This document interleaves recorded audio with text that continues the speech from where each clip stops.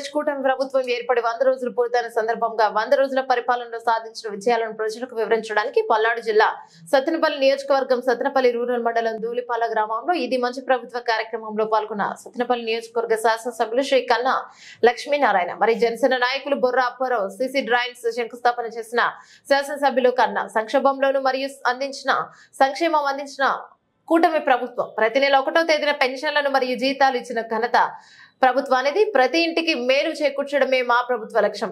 ప్రభుత్వం 100 రోజుల పాలనలో ప్రజలు 100% సంతృప్తిగా ఉన్నారు. ఇది మంచి ప్రభుత్వం అని ప్రశంసిస్తున్నారు. గడప గడపకు తిరిగి 100 రోజుల పాలన గురించి ప్రజలను అడిగి తెలుసుకున్న కన్నా ఇది మంచి ప్రభుత్వం అని ప్రజలు మా కూటమి ప్రభుత్వంపై ప్రశంసల వర్షం కురిపిస్తున్నారు.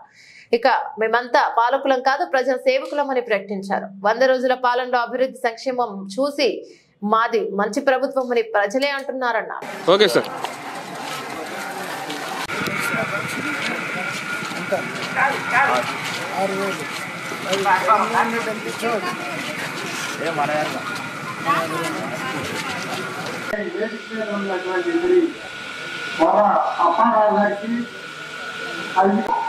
చాలా 100 రోజులు అయింది. అదే మనకు సందర్భంగా జరుపుకునేటువంటి పండుగ.